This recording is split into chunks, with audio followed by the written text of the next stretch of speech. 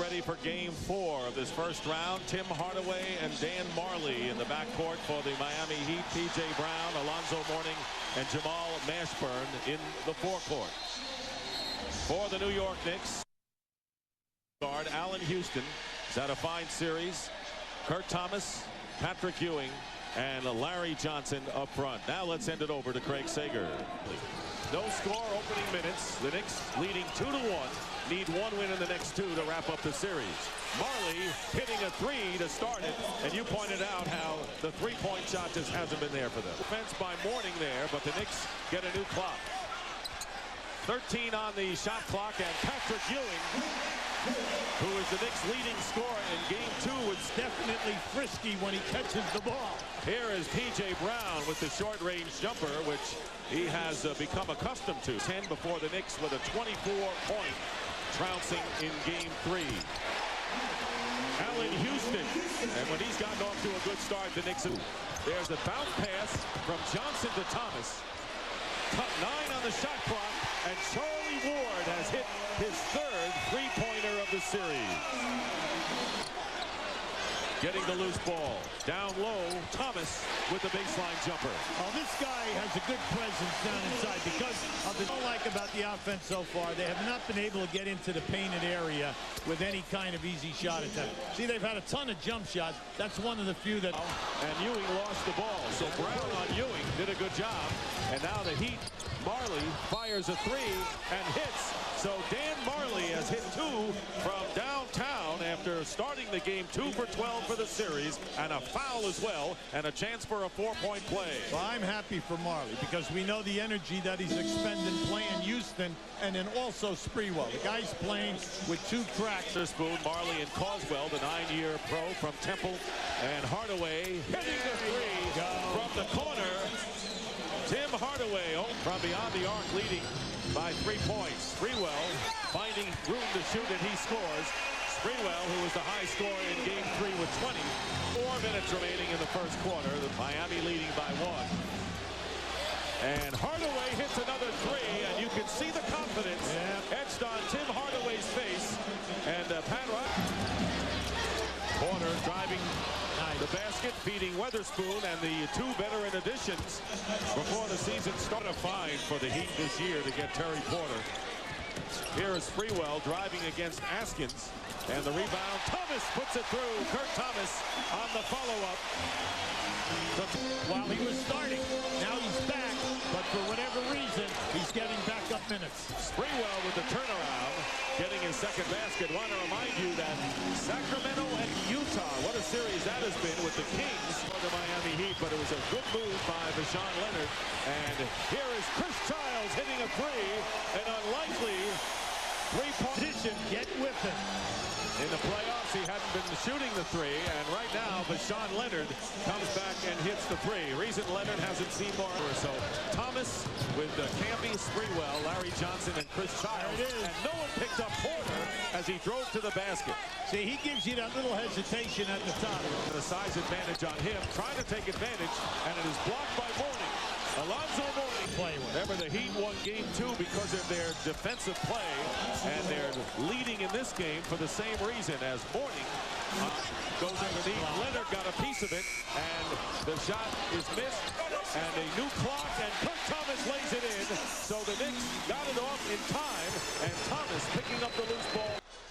Now get your look at Sprewell right now. You're going to see him at his best. This is where he attacks. Mourning will leave his man, come in, and get a piece of that shot block. Told you, he's averaging 3 in the playoffs, 4 during the season. Now, this is the all-defensive team. Duncan for the 2nd time, Scottie Pippen for the 8th time. On by now in the 2nd quarter, the Heat leading by 5. Lenard hits again. Voshon Lenard, and you pointed out last year, he started an all-81 lead for the Miami Heat. Double team on Patrick Ewing. Ward fakes the pass, hits the 3. Charlie Ward back in the game after picking up 2 early fouls. And then forcing up the 3. That's not a surprise to the Knicks, who anticipated Hardaway to get going. Terry Porter, remember, he has been to the NBA Finals twice. While 8 on the clock. P.J. Brown guarding Ewing, who goes up with it, and it goes for him. Spins in, and you know Ewing will be the man they go to with... Here's Mourning trying to split the defenses. Hardaway finding a good look and hitting. Tim Hardaway is a different player, and for the first time in this series, settling for the three. Can't get that shot. Here is Camby, and Camby with a high arcing shot. And, you know, his best offense and getting the shot blocks. He's had 8 shot blocks in 2 games this year. Now, this is nice because he's giving you a bonus. He's hitting that 18-foot jump shot. Larry Johnson, who has yet to hit a field goal tonight for the Knicks. 3 on the shot clock. Ward with a long 3, and that was a long one. I'm so happy for him. I'm happy. Latrell Sprewell back in the game. Sprewell tonight has scored 6 points on 2 for 7 shooting. Larry Johnson with his first field goal of the game and leading the Knicks in 3-point range. So if he can't post up, Terry Porter in the lane. Porter playing a terrific first half, has 7 points off the bench, 6 coming. Tied at 40 with a minute 13 to go and 9 on the shot clock for the Knicks. Patrick Ewing with a bump fake hits from the baseline. Ewing now has 8 points. Ward leading the Knicks. Johnson for 3. And the rebound by Mourning and the layup by Larry Johnson counts at the buzzer. It goes. Larry Johnson getting the layup after missing the 3. And for 4 in the last 3 minutes, but he has the initiative to get in there, follow up, take the contact, and end this half with a basket. The Knicks outscoring the Heat by 9 points down the stretch of this first half and take a 44-40 lead at halftime. Larry Johnson against P.J. Brown, who has 3 personal fouls. Ewing is going to try a jumper over Mourning and hit. Very stylish jumper by Patrick Ewing, who is the second Knick to get a double figure. The Mourning on the deflection. Ewing challenging him, and the Knicks, who have their biggest lead of the game, trying to add to it. Larry Johnson for 3. And all of a sudden, the Knicks on a big run here. It's 49-40 on a 17-3 run. Audacity to just say, hey, plenty of time on the clock. I'm launching another one. So he has 8 for the series to lead both teams. And the New York Knicks, and it was just like this on Wednesday. Kurt Thomas with another defensive rebound. Well, Larry Johnson won that one because he leveled him off and forced the jump shot. Allan Houston, only his 2nd basket of the game, and the Knicks lead by 11. And but what he will do is he will exhaust his timeout during that period of time and then hopefully regroup his club.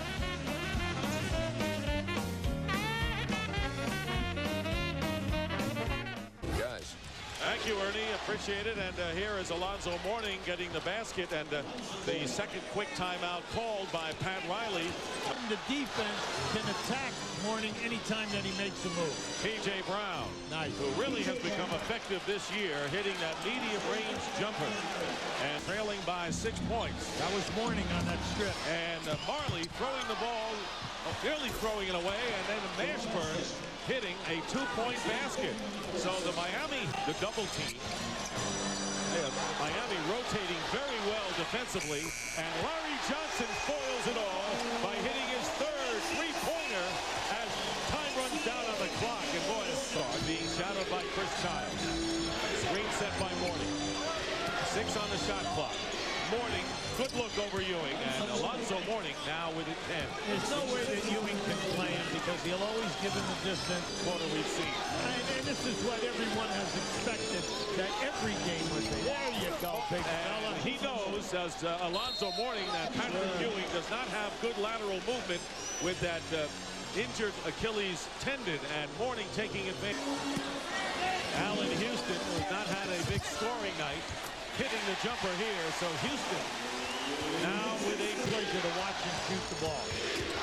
Porter driving in, and no one picks up Porter. The Knicks stand around and watch. Remember what we said? See, he gets by Mashburn. 5 on the shot clock. Porter is going to drive in. And 1 second to go on the clock, and Voshon Lenard pulls a Larry Johnson. Yes, he did. Very good. That was very good. Well, now it's touche. Absolutely right. Just look at this. As the clock is down, the clock is off, and boom. Just a great square up. I'm knocking it down. But you have to remember, the young man has missed a ton of games this year because of injuries, but he had a good year last year. Third quarter, and here is Larry Johnson. Sprewell with the offensive rebound and the putback, and that was quickness by Sprewell. Yes, it was. And you can see Miami's defense is Camby. He has bulk, but he doesn't have size on him. And Weatherspoon hits a big shot at the buzzer. Well, that was big. Now they need him. And he also played well. Made a couple of field goals. He reads the pick and roll well. Brunson in second year at the Temple. And Voshon Lenard with 10 points. Back to Sprewell posting up against Porter. He's got quickness on him, and Sprewell on the turnaround.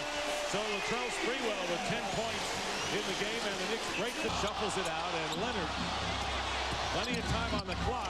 Open for three is Tim Hardaway, and he's got it. A clutch three-point basket for Tim Hardaway, and the Miami Heat have their first lead since it was kicked. You know, we're not running up and down the floor. It's basically half court, half court. And Lenard gets it to Mourning, and Voshon Lenard gets it into Mourning, and now the Knicks have to pay attention. They knocks him out. Here is Weatherspoon, and Weatherspoon elevates nicely for the basket. He's playing with 4. Here's Hardaway for 3. There it is. Tim Hardaway, and you remember Hardaway has burned the Knicks before, and now the Heat trying to open up a 10-point lead, and Terry Porter makes it 11. What a great 11-point lead as Porter hits a 3, and the Miami Heat with an 11-point lead. And what a dramatic turnaround, as the Knicks at one point had an 11-point lead. In the third quarter, Pat Riley called the 2 timeouts you're referring to, and this is not the big apple, it's the broken apple on the floor. Well, as soon as they hit that shot from the corner, some fan just threw ice all over the floor. Traffic. 2:35 to go. Allan Houston with a perimeter shot at him. Houston tonight with 12 points. 8 between these teams, frankly. It's been evident here. There's that diagonal pass. And Weatherspoon makes the basket at the buzzer and is 87-60. And that should do it. A gutty and courageous victory by the Miami Heat with nowhere to go. It was win tonight or go home. And the Miami Heat, the #1 seed, has knocked off the Knicks 87-72 and will send the series to a 5th and deciding game. Alonzo Mourning with 16 points and 13 rebounds. Terry Porter had 16 points as well. Hardaway with 4 fours. And that is the story here as the Miami Heat beat the Knicks by 15 points. For Hubie Brown and Craig Sager.